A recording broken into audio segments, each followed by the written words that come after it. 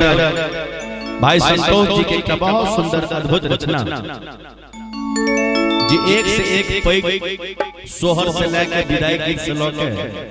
समदाउन से लेकर एक से एक रचना, एक से एक भगवती गीत जे भाई संतोष जी लिखे छे और हिनकरे लिखल गीत एकटा अपने सबके सुनाबी। मिथिला में पहिल बेर गुरु पर आधारित एकटा सोहर सुनाबै छै।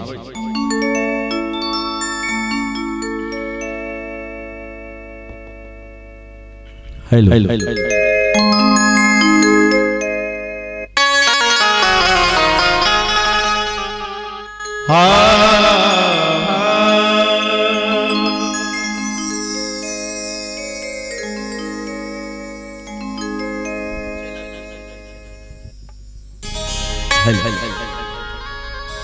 आहे कल जोरी भात जन गुरु से रजिया करैयो भैया, गुरु से बिनतिया करैयो। गुरु जी हो चारू ओरिया लागई,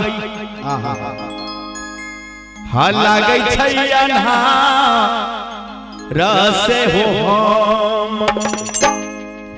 हम को नयैबे करबै हो।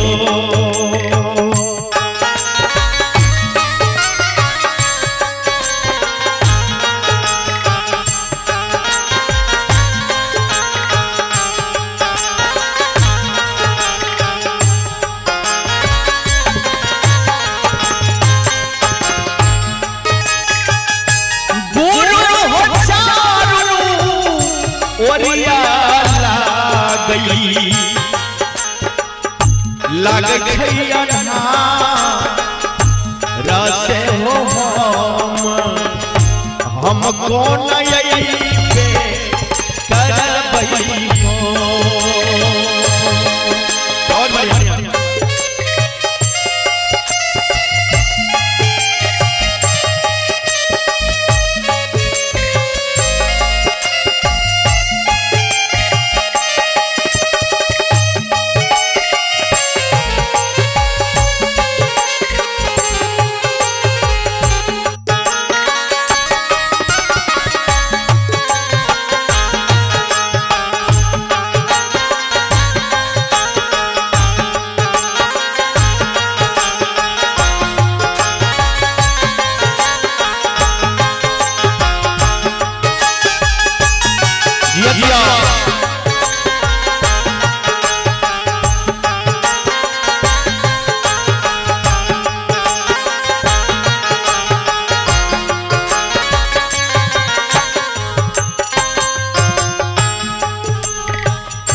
जल्दी से लियो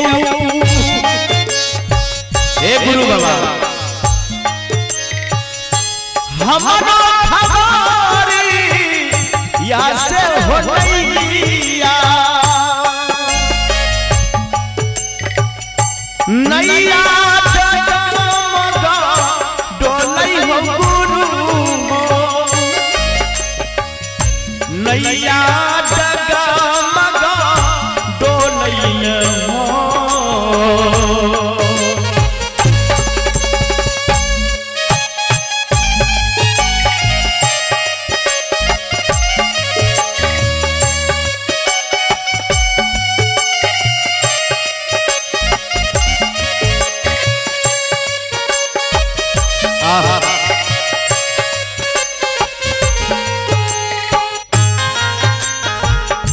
जल्दी से लियो हमारा खबरी या से हो नैया नैया डगमगा डोलै हो। गुरु जी हो कियो नहीं खेबन रसे हो पार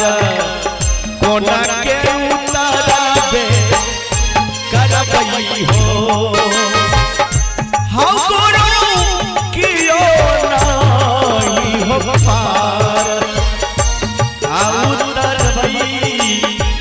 या से हो कोना कोना के उतर करबई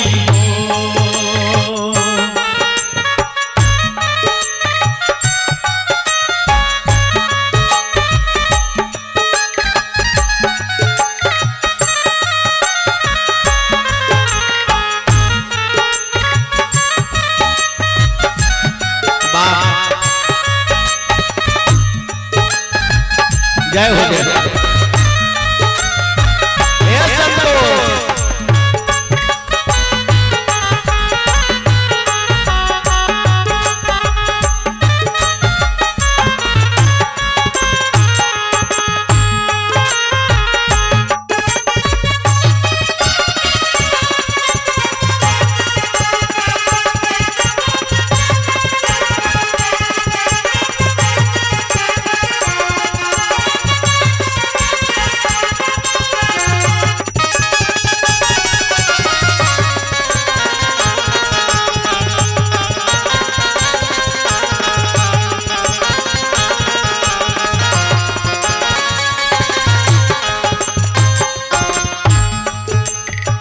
आप देखियो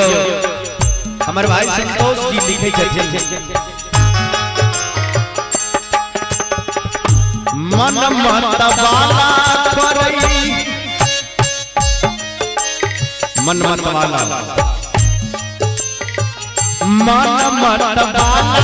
करई कोई नी से होया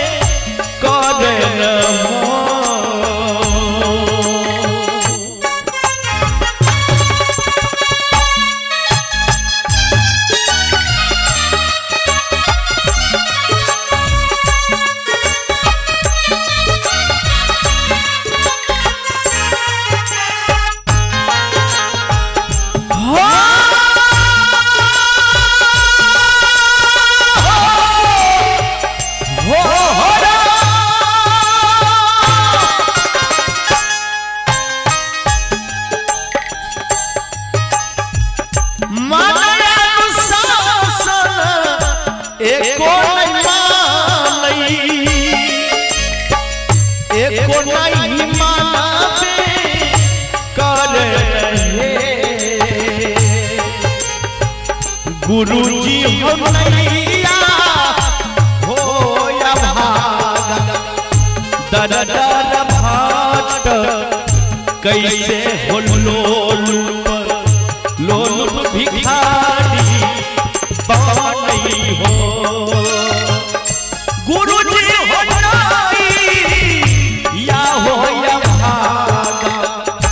दर दर भाट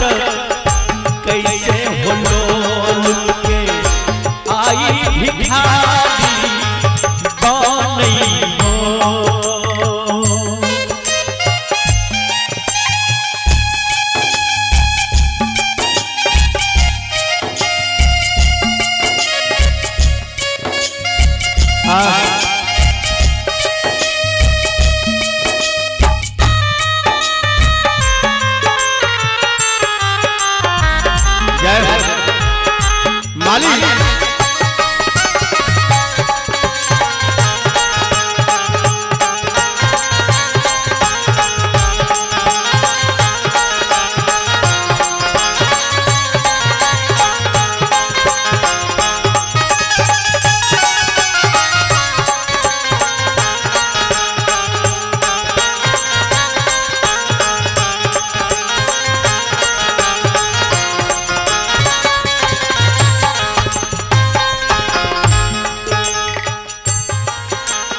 अब संतोष जी लिखे छथिन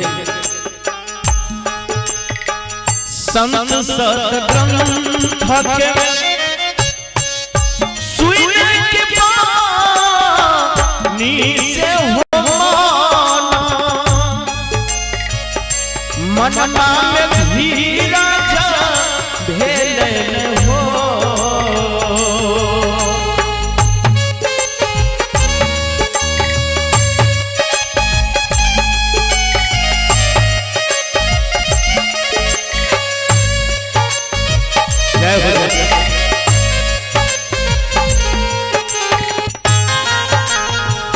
संत सतगंध के सुन के वाणी से हो माना मनमा में धीरज भेल हो गुरुजी हो नासा भेल हो लोभ लोभ मद मोह से हो मन मोरा हरसित भेल हो गुरुजी हो नासा भेल हो लोभ लोभ मद मोह से हो मन मोरा हरसित भेल हो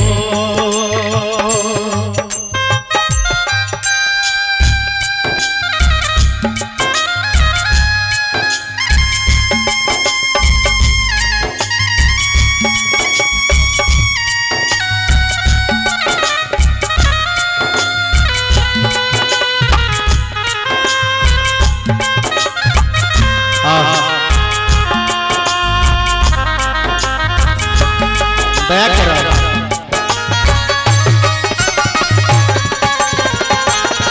जय हो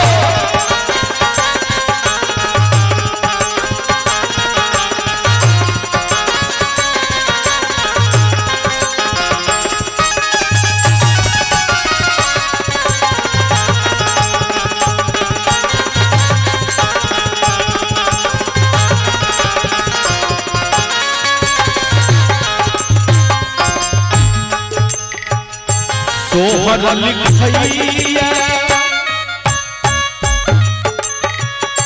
संतोषिया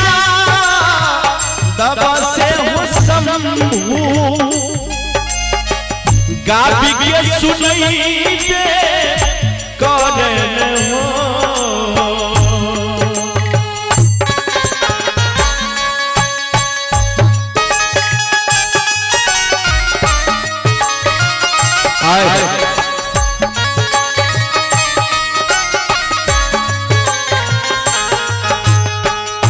सोहर लिखैया संतोषिया दबा हो बाबूसा शंभु गाबी के सुनाबे बड़ा सुंदर रचना भाई संतोष जी गीत के केलखिन है सोहर के और लाड प्यार दुलार आशा ने विश्वास है जिनका भेटन लिखे वाला समय के गावे वाला तक और बजावे वाला तक भी बड़ा सुंदर हमारे भाई साहब हरिनाथ कुमार जी और छोटू जी और संतोष जी खुद और पर संगत कर रहल छै एक बार ताली बजा दियो हां सब हल्ला ला रे गुरु जी के मोही माया पार से सना न लगाइए